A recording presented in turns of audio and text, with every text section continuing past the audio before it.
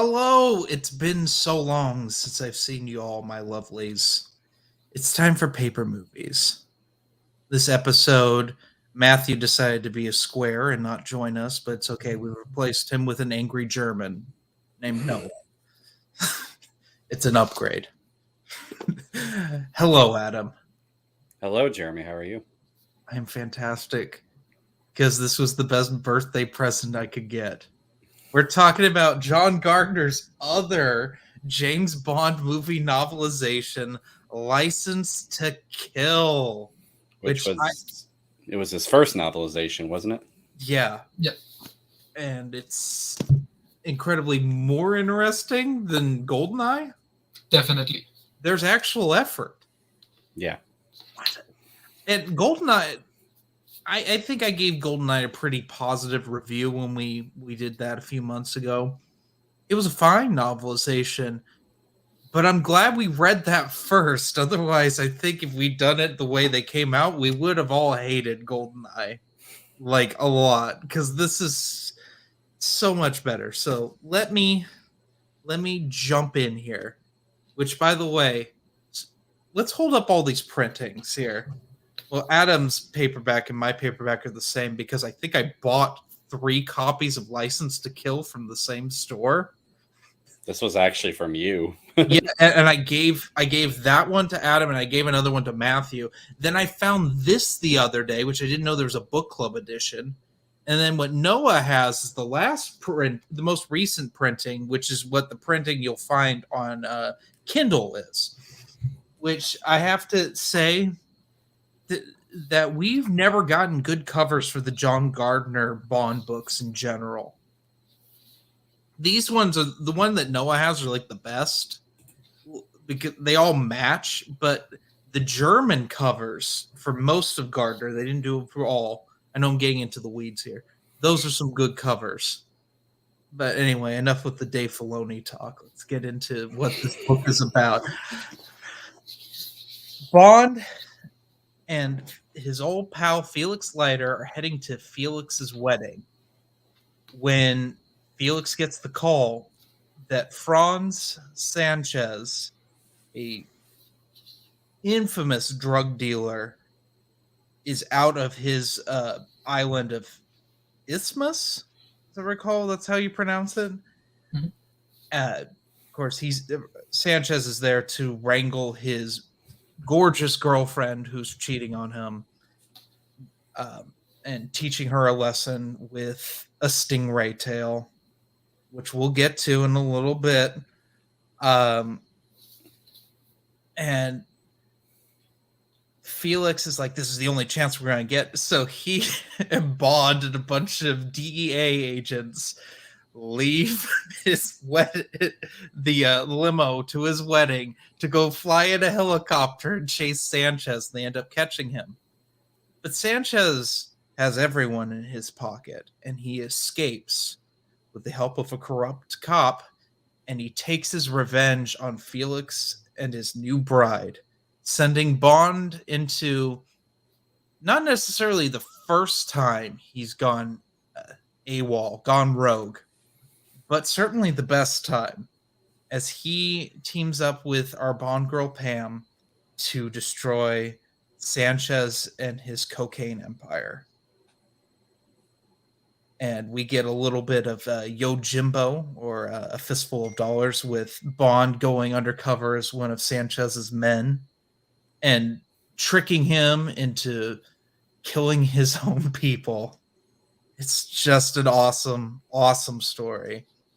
So we got to get into the weird thing about this book, because it's sort of a sequel to the novels and sort of a movie novelization. Yeah. In the book, Felix has, well, we got to spoil a Live book and Let that came Die. out in the 50s, Live and Let Die.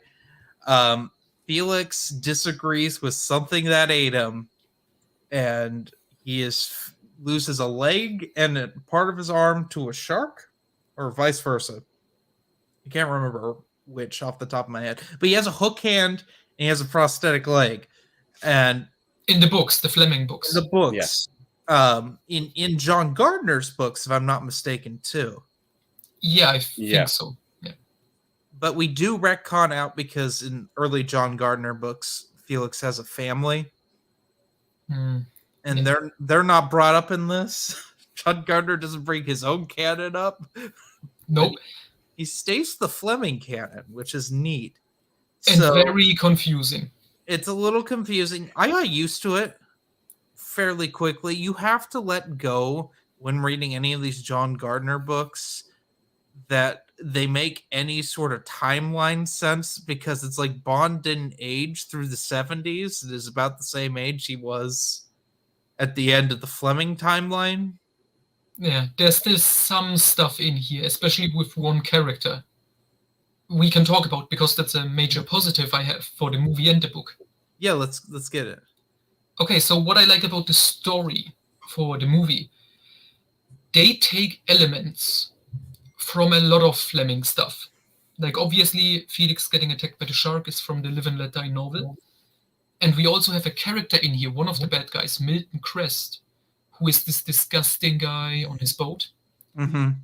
He is taken directly from the short story, The Hildebrand Rarity. Yes. Which is a problem in this novelization, which pretends it takes place in this Fleming continuity, because Milton Crest was already a character and he died in the short story.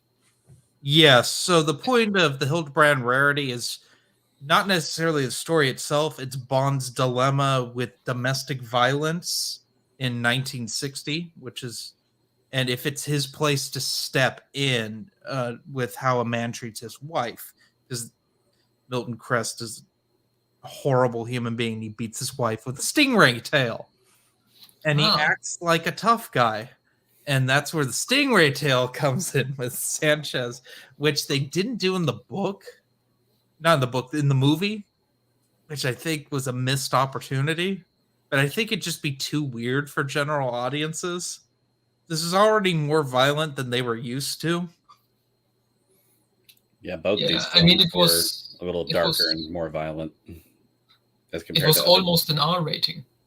Yes. Didn't some of it have to be edited down? Yeah, because it was too much violence. And some of the deaths in this are so graphic, like Milton Crest getting decompressed. And Benicio del Toro. Yeah. The cocaine cutter.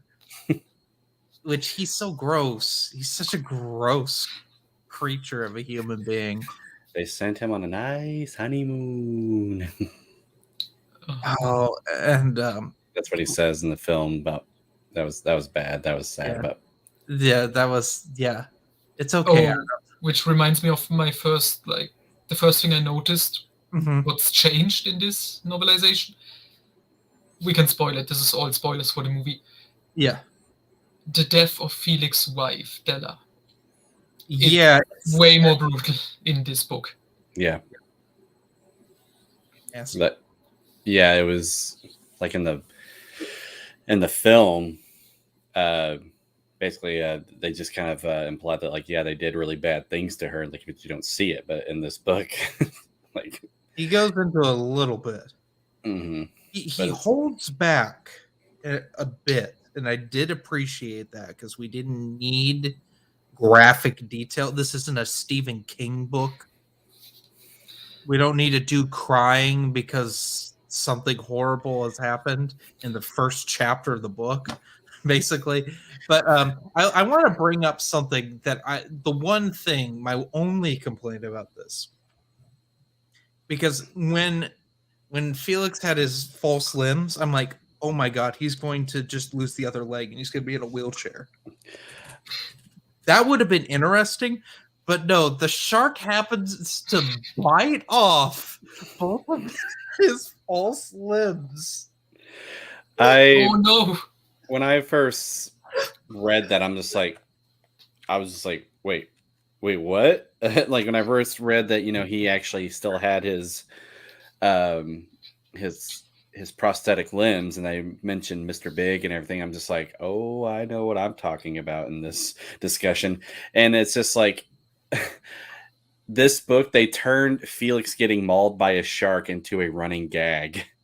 It's Yeah. just like, it's kind of like, it's like a parody cartoon, The Adventures of Felix Leiter, where every episode he ends up getting mauled by a shark after being captured by the villain. And I'm just like, oh. Yeah, and I mean, the chapter where it happens, it's even called Lightning Sometimes Strikes Right, Twice. twice, yeah. And Bond literally says, "Lightning's not supposed to strike twice, Sharky." Which I like. There's more dialogue with Sharky in the book. Yeah. Oh yeah, that's nice. Sharky's an underused character in the movie. He's mainly used as a catalyst to have a horrible joke when Sharky's, spoilers, killed and hung up with a bunch of sharks. Like, yeah, his name was Sharky too. Can you believe that? And Bond harpoons the dude. Mm-hmm.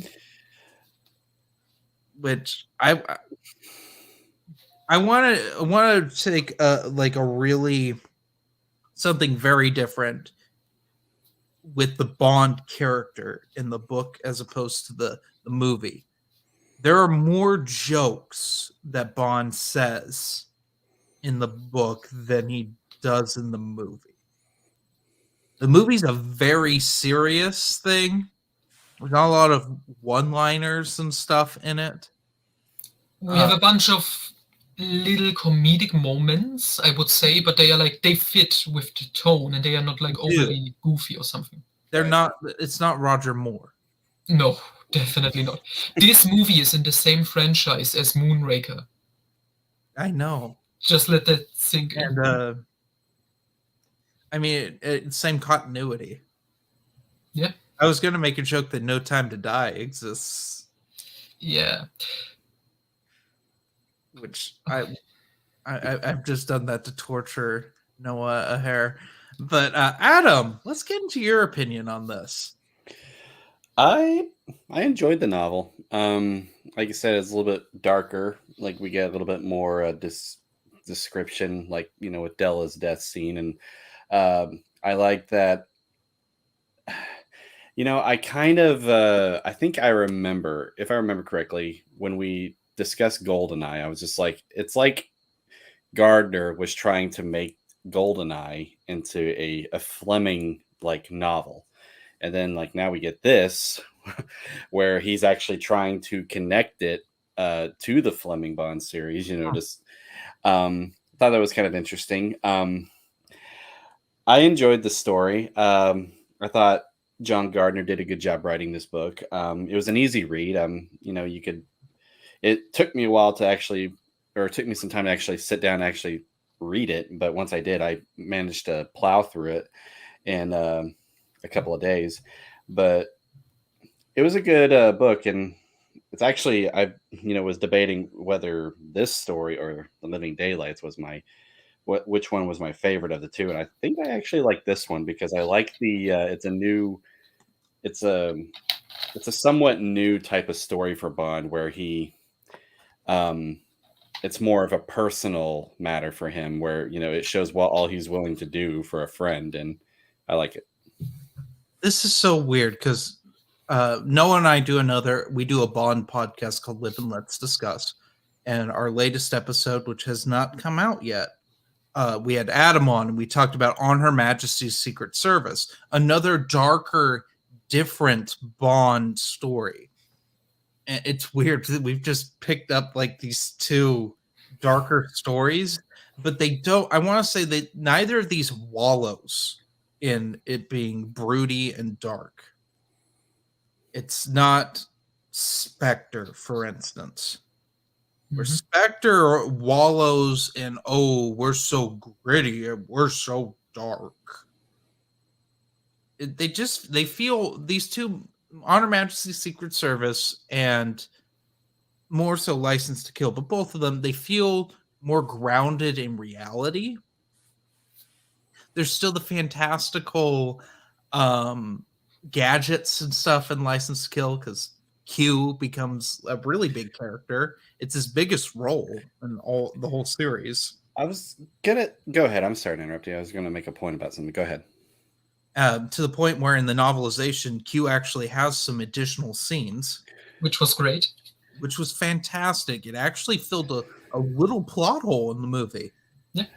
I was going to ask both of you, because you've read more 007 books than I have. Have they ever, like, if I'm not mistaken, they actually revealed Q's name in this book. Yes. Major Boothroyd, I think his name is. Major Boothroyd. Yeah, like, and I don't think I've ever heard his actual name in any film or book. Okay, Go ahead. Yeah, I can tell you the story.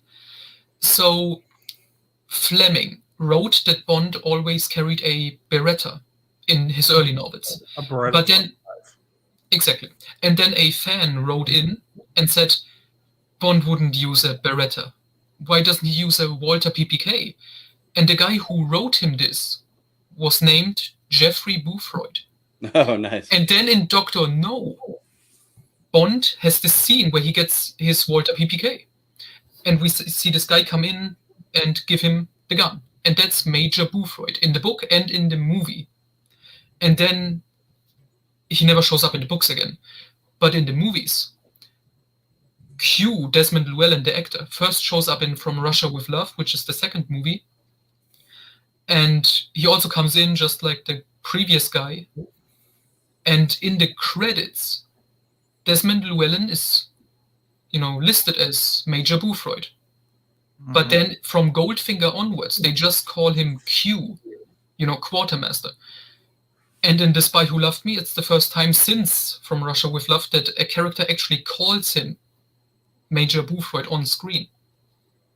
Okay, I must have missed it in the film, but like when I read that, I was just like, wait, did they just give Q's name? Because they don't say it in the film. Oh, they don't say in the film? I thought he said. No, that is what not in License to Kill. No, in the book, yeah. The book. Okay. Yeah. It's been a while since I read that. Just so you know, since you are rewatching the Roger Moore films, in Spy Who Loved Me, when Q gives Bond the new car, the submarine car, I think that's that scene. The Bond girl comes in and says, like, "Good morning, Major Boothroyd." Oh, and that's it. But speaking of the Walther, like I also noticed in this novelization, he has a new gun. Like the P38K or something, or K38, I can't remember. It's P38K, which P38 is a real gun. But that's all because it's kind of that's kind of interesting because assuming he says like he prefers that gun over his original Walther, but if Goldeneye is canon to this, he goes back to the Walther, which was weird. Yeah, so with both Gardner and Raymond Benson, they liked to change Bond's gun. I mean, in Benson's stuff, he talks about him not even using a Walther brand gun. Like I think he switches to the FN for a little while because in Blast from the Past, listen, my favorite Bond short story that we won't talk about on here because it's so awful. He talks about how he's been using a different gun and he's switched back to the PPK. But I mean, Benson eventually just switched him to the the P99 or the PPQ? I thought it was the P90. Well, actually, I remember the P99 mentioned somewhere. Which is not really a thing anymore, and the PPQ sort of has taken over. It's so weird. I'm going off on a tangent, but he switches from a 380 to a 9mm, and it's not even like a compact gun. It's almost a full-size pistol that he's tucking in the Brosnan era. It's like, what's the point? But I digress. But yeah, there's the Walther P38, which is a full-size Luger-esque pistol. But I couldn't really. I actually looked this up because it perplexed me so much, and I couldn't find a P38K because Bond. They don't really focus on Bond's gun in the movie for License to Kill. It's assumed he just has the PPK still. I mean, he gets taken away by Sanchez in the casino scene, which is pretty cool. I actually, before I do this, Noah, you haven't had a chance to give your thoughts about the book. Oh, I think the book is decent. It's good. It's definitely more interesting than Goldeneye. Like, that's for sure. Yes. Because it adds in a lot of stuff. There are some deleted scenes from the movie in here, even. And the Fleming connection is interesting, as we said, but I think it's also kind of a problem in a way. Because especially with Felix getting attacked by a shark twice, it's kind of with the exact same note. Is there the note? In the movie and in the book, I think. He disagreed with something that ate him. I don't think they're the notes in the book. Yeah, I don't remember the. I don't think there's any note at all. I remember them referencing the first note from Live and Let Die, but I don't think they left the same note twice. No, I don't remember. Oh, okay. Still, that's okay. I mean, that, like I said, it's like, to me, it's the only detriment. I also like that we get more of a backstory as to how Pam got the crop duster, which was unnecessary, but like it was nice. We also get a little bit of backstory for our main villain, Franz Sanchez, which I liked. It's just one sentence, but he says that he's like half German, half, what's the other thing called? Panamanian? Yeah. Oh, yeah. Yeah, it's... Like I said, it was a good book. It was... I recently rewatched this film for like... And it's been a long time since I've seen it, and I was telling Noah about this the other day. I was just like, man, Dalton as Bond and the Dalton films in general are underrated. Oh, very. I think they're starting to get their deserved praise. Because the Craig stuff blatantly takes from them, especially in tone, but like doesn't know what to do with that tone. But I remember also asking you at one time, Jeremy, like, it was like when you read the Bond novels, like, do you like put a certain Bond to the Fleming novels? And after seeing his performance, you mentioned that when you read the books, if it's any of the Bonds, it's Dalton. Yeah. And after watching this film, I was just like, and reading the novelization, I mean, it helps, with this picture on the cover, but it's just, I mean, Dalton, he was a good actor, he was a very well-trained actor. And it's like, he put a lot of, devotion and craft to the role. And well, he loved Fleming's books. He read them as a kid, or like when he was like a teenager. And then he read them all again in preparation. In preparation for the Living Daylights. That's research. Yeah. Well, he wanted to add something different because he was really worried he was going to like mimic one of like Connery or Yeah, he didn't like the Roger Moore era, which is, we could have gotten Dalton earlier, but because, after Moonraker, they did For Your Eyes Only, obviously a more dark and grounded story. Mm-hmm. And, Roger's contract was up and they were looking for another Bond, and they approached Dalton again. They already asked him once for Majesties, but Dalton said, I'm too young. No.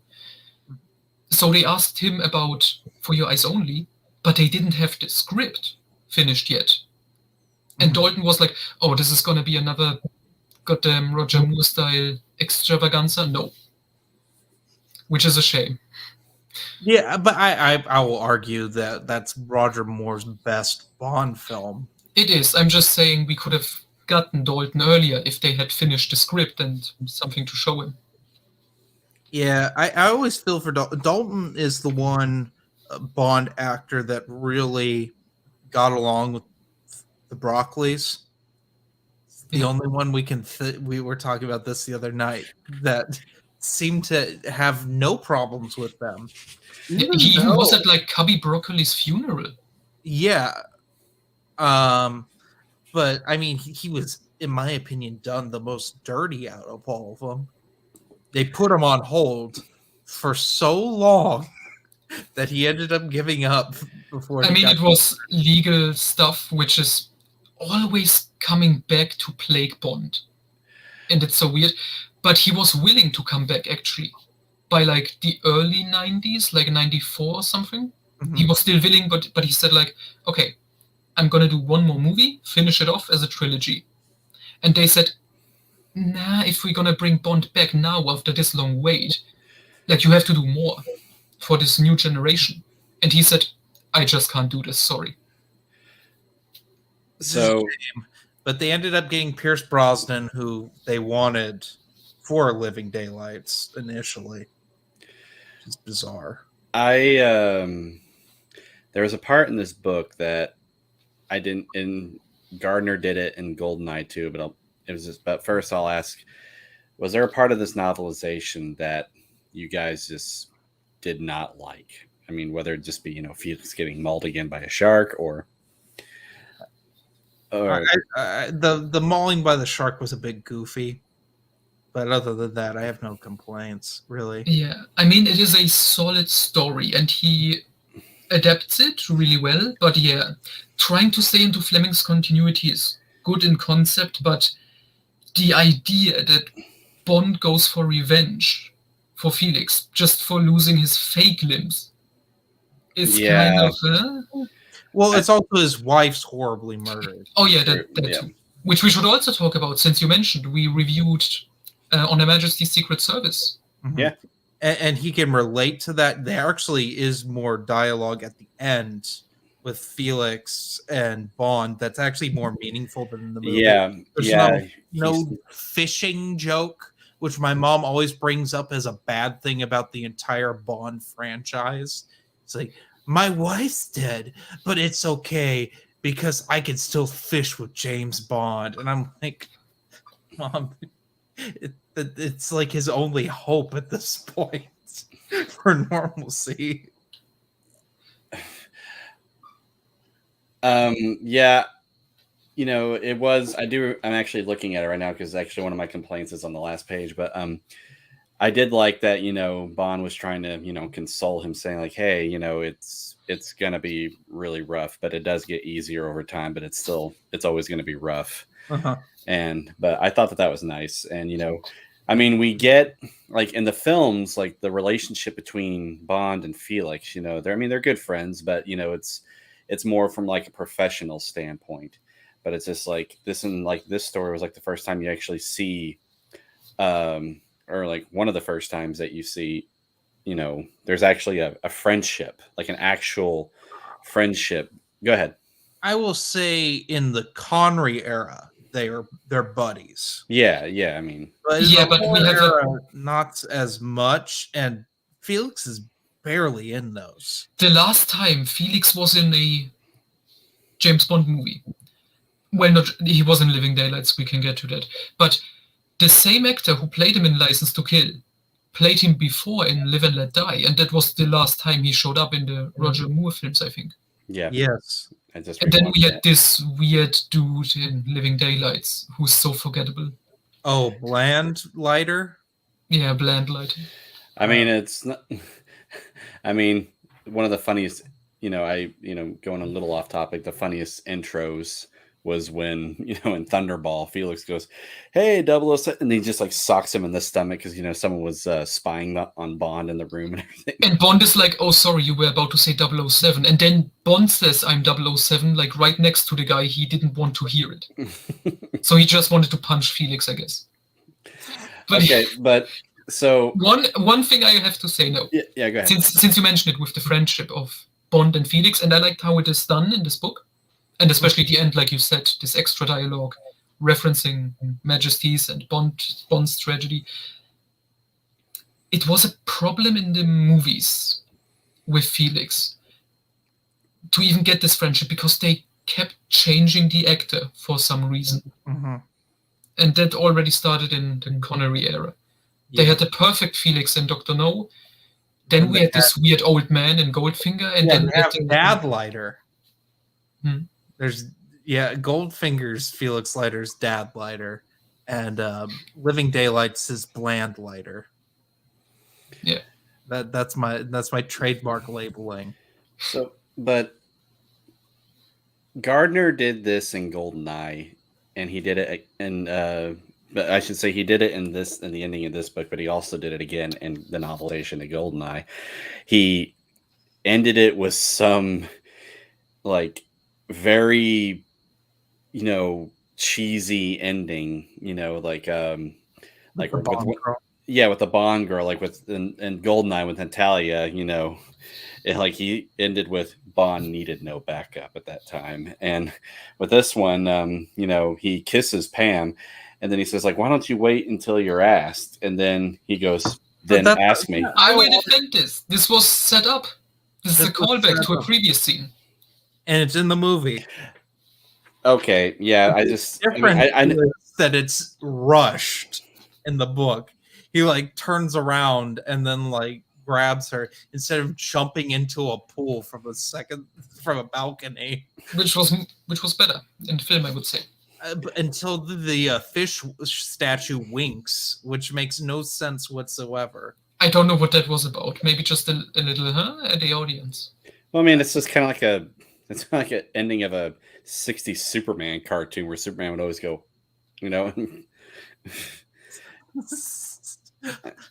I mean, but yeah, it's just like he did it.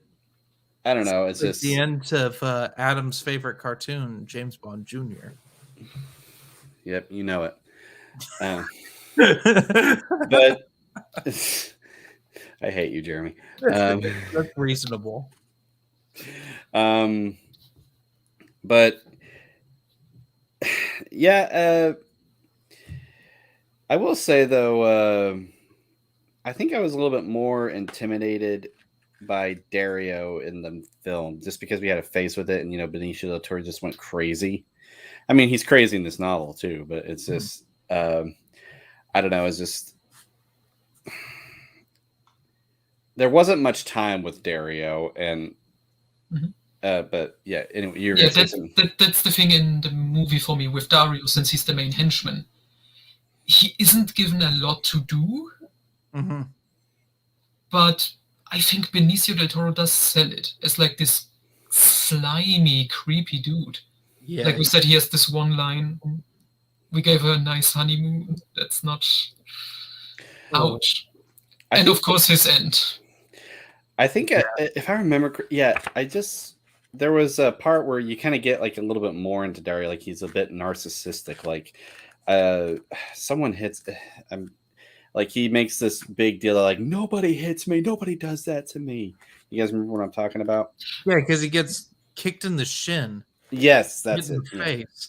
Also, he got kicked in the balls. Did an earlier scene. Like he's real mad at Bond. Was it Bond that did it, or I thought it was Pam for some reason? I know it doesn't matter. I mean, oh wait, Pam rescued him in the film. Yeah, I thought it. But I will say, Sanchez's end has more dialogue with it in the book. With this is for Felix and Della. Yeah. And they actually set up the lighter. The lighter's flame goes way too far. Which they also set up in the movie. Do they? I don't remember. Yeah, when they first, when Della and Felix first give him that, he's like, oh, that's a wonderful present. Turns it on and then it's boom. There was a deleted scene. And part of it, not the entire scene, but part of it is in this book, where it's just Bond arrives in Isthmus City, and he is in his hotel room or whatever, and he's watching the president of the country, and the president is getting greeted by the villain, Franz Sanchez, and Bond is just watching, and the deleted scene is just him looking at it, smoking, and then we see the lighter, he tries it, and it goes again, like in the middle of the movie to remind you that's a thing. Which I wish they would have kept it in, because Dalton looks so cool in that deleted scene. Also, we got to bring up that in this point in the Gardner books, Bond's down to 5 cigarettes a day. Yeah. He doesn't smoke once in this story. And then he stopped smoking by Goldeneye. Well, by Tomorrow Never Dies, he's like such a disgusting habit. Yeah. And then he smokes again in Die Another Day. Oh, does he smoke a cigar though? Yeah, but I would say it's similar enough to be like a hypocrite. Yeah, but it's a funny line in Tomorrow Never Dies. And he doesn't smoke ever in the Craig films. No. That's the one thing we had to change about this character. We also had to take any charm out of him. But anyway, should we talk about the main villain? I mean, we did a little bit. Because I think Sanchez he's definitely one of my favorites. Yes, he's one of mine too. He has such a thing about trust. Go ahead. And that's something I found interesting. And he's not like conniving. He's not your typical Bond villain. Like I always think of Donald Pleasance as Blofeld, where he's just acts evil. Sanchez does evil things, but in his mind, it's necessary for whatever twisted reason. Yeah, and Robert Davi, the actor, I think he read Casino Royale in preparation. Oh, and I think he said he wanted to do like the anti-Bond, like a evil version of Bond. That's interesting. Yeah. I mean, at least with Sanchez, like what you were saying, Jeremy, we didn't get Donald Pleasance going, kill Bond, no, and shooting a gun right next to a cat. So the cat freaks out and runs off the set, and and can never work again. That cat is on disability for a very long time. But yeah, Sanchez as a villain, way too trusting. I guess it's kind of like a weakness and a strength for him, because he admires loyalty, and he even makes a point in the book that he's like everybody that works for me is 100% loyal and everything, and it ends up being his downfall. Yeah, because he's so comfortable, because he's bought everyone, and that's what Bond feeds off of. Can we talk about how this is like the first time Bond is like completely gone rogue and not on a mission? But yet this is the most actual spy stuff he has probably ever done, infiltrating the bad guy organization like this, which, like you said, Jojimbo, Fistful of Dollars, and it's really awesome. Bond murders like only a couple of his men at the start, but then his whole plan turns around, and he destroys the organization from the inside. The whole thing that I really like about this story is Bond's unarmed for most of it. I mean, we get the goofy ninja fight, which is completely unnecessary. Why they have to be? I guess it was because it's the 80s that he had to fight ninjas again, and he has the camera gun that can which they rip off in Skyfall with. It can only be read with his palm print. Oh yeah, in that scene when they rip it off in Skyfall, they also have a reference to Live and Let Die for some reason. Yes. But anyway, we can talk about that scene, and which is similar to On Her Majesty's Secret Service, where he runs into another agent in the field with the novel of On Her Majesty's, where they're like, they recognize each other, and the other agent's like, I'm taking you in, and then Sanchez like demolishes their hideout and kills everyone except for Bond, because Bond's chained to a table and is the most obviously the smallest target for a ceiling to collapse onto and crush, because they're firing a tank into a building. Physics, Yeah. But I like that. It's interesting to see, like, that he has to fully commit to being undercover, which is a callback to On Her Majesty's Secret Service, the novel, where he has to deny when Blofeld captures another agent and has him like killed, basically, that he has to deny that he ever knew the guy. So intense. It could be a reference also, like Bond in Die Another Day says, I know the game and I know the risks, and the rules are no deals. You get caught and oh well. And so kind of wondering if that line was supposed to be a tie-in to some of these events. It could be. Possible. I mean, Die Another Day referenced every previous movie. It was supposed to have Sean Connery show up. Yeah.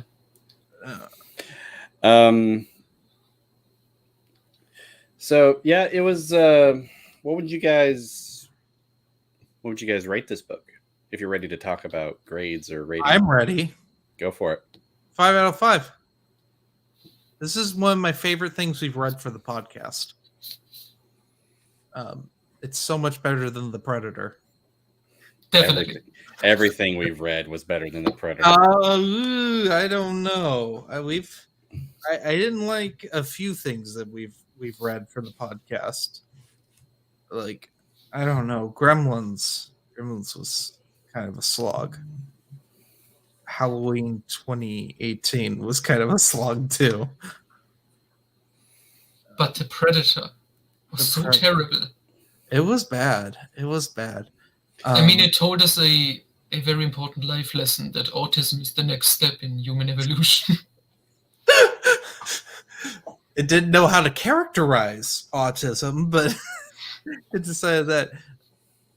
But I'll tell you what, when we do Noah as a Paper Movies podcast, we'll have to have Noah on there hosting.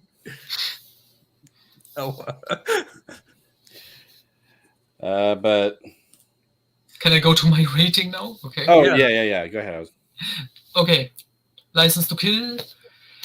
I would also go with 5 out of 5. It's not perfect.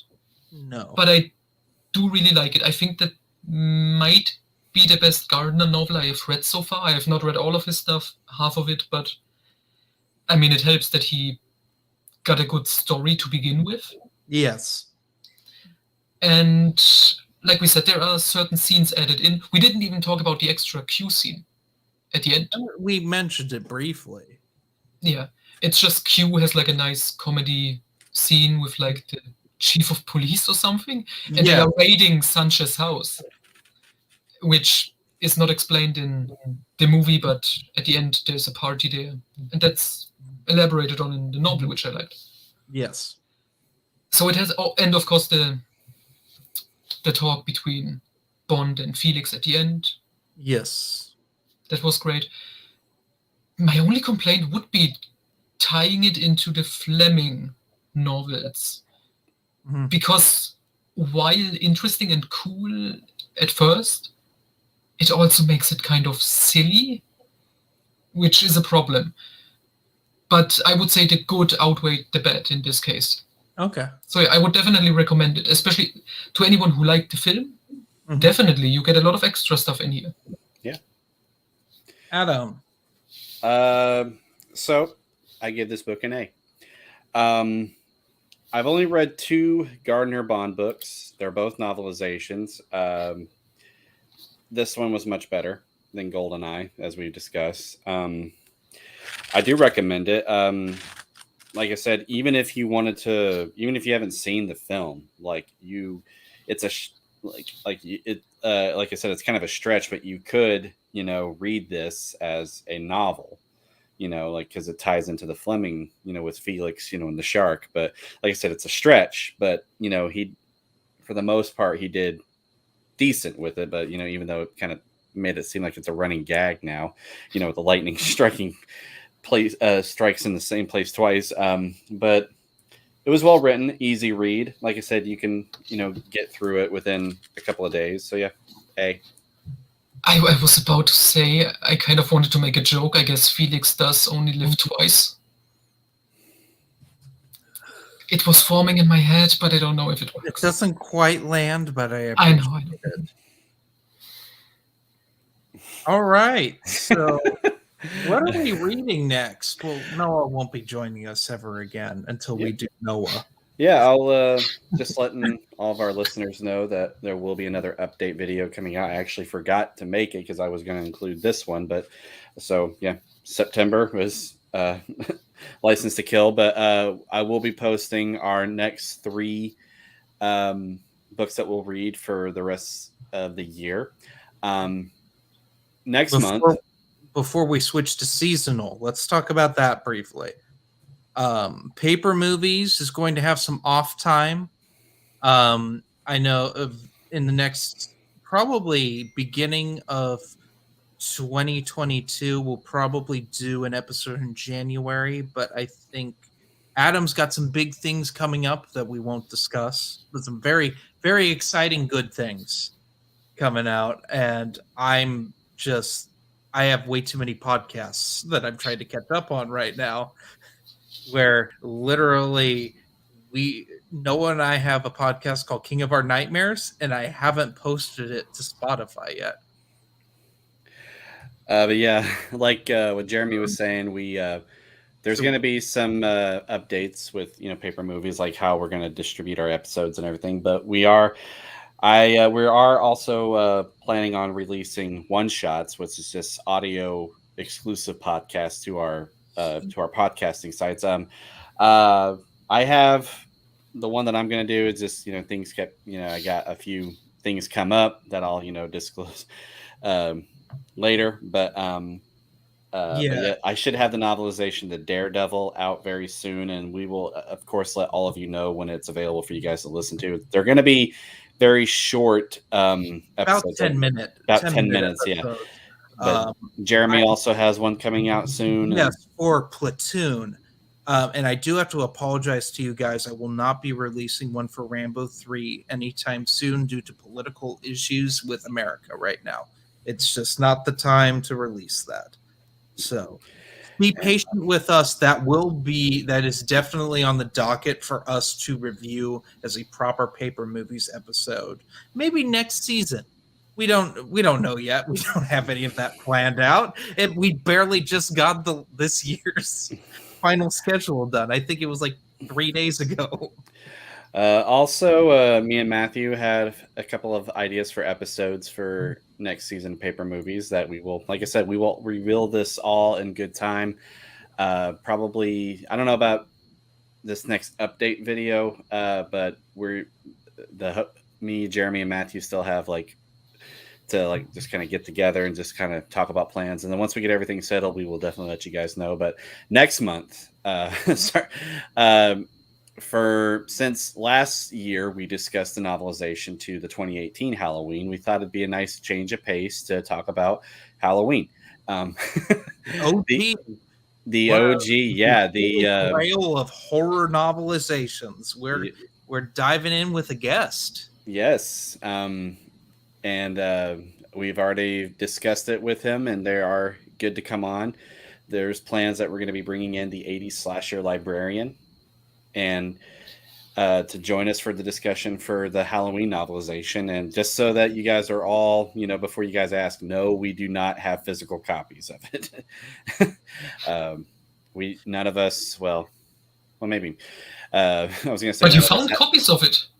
Well, 80s slasher librarian has an audiobook he's created for it. Yeah, I think he actually has a copy for it. That me, Jeremy, and Matthew have digital copies of it.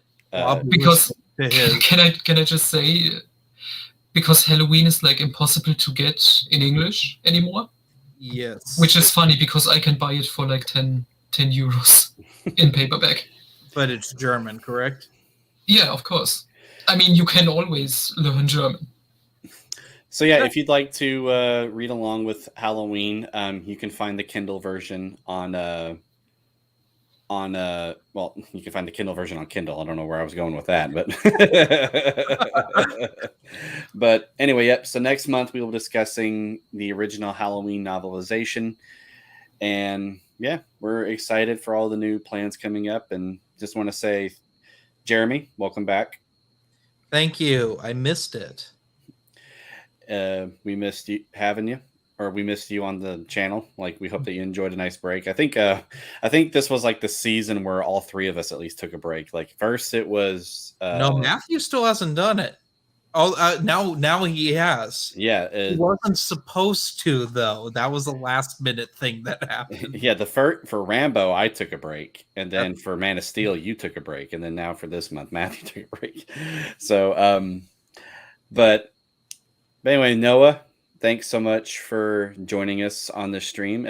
Be sure to go check out his channel, Quality Autism, and also check out he and Jeremy's other podcast, King of Our Nightmares and Live and Let's Discuss. Appropriate. Yeah, and this is kind of like Live and Let's Discuss point 1, or point 2. Yeah, we'll probably have you and Matthew come on for License to Kill, but that will probably be in 2 years at this rate. Well, anyone, thanks so much again for joining us. We hope you enjoyed the episode, and we will we'll be keeping you guys updated on the future plans for Paper Movies very soon. So be sure to go check out the Facebook page, and you guys have a good night. Yeah. Stay Gucci, everyone. Goodbye.